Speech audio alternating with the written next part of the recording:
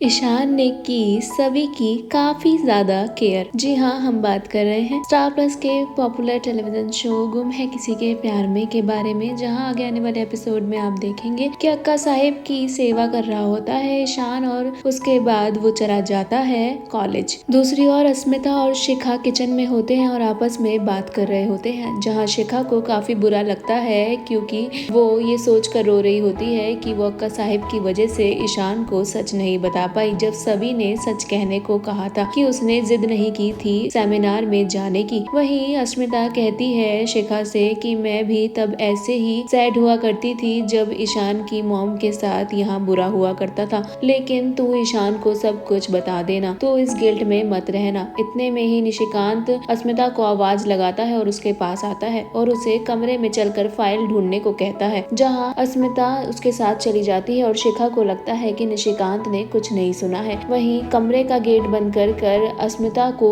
खूब ज्यादा डांटता है निशिकांत और कहता है कि तू अक्का साहिब की जगह लेना चाहती है। अस्मिता रो रही होती है। दूसरी ओर आप देखेंगे कि ईशान घर लौटता है और सब सो चुके होते हैं। ईशान सोचता है कि काफी देर भी हो गई है। ईशान अपने कमरे में जाता है और देखता है कि सभी कमरे में एक पैर पर खड़ी है। ईशान को याद आता है कि उसने सभी को कहा था कि वो एक पैर पर खड़ी रहे अगर वो सजा भुगतना चाहती है तो, और सभी वैसे ही खड़ी रही है। जिसके बाद ईशान सभी को पैरों पर खड़े होने को कहता है और सभी पैर जैसे ही नीचे रखती है उसका बैलेंस बिगड़ता है और वो ईशान की बाहों में गिर जाती है। वहीं दूसरी ओर ईशान उसे बाद में डांट भी लगाता है और कहता है कि उसने यूं ही बोला था, इस बात पर ऐसे पैर पर खड़े होने की क्या जरूरत थी। ईशान को बुरा लगता है और वो सभी की काफी केयर करता है, उसे मेडिसिन लगाता है और साथ ही साथ उसे रेस्ट करने को कहता है और दवाई देता है। ईशान देखता है कि सभी के हाथ पर भी चोट आई है और सभी बताती है कि उसे ये चोट कैरी काटने की वजह से आई थी। ईशान को पता लगता है कि सभी ने खूब सारी कैरियां भी काटी थी।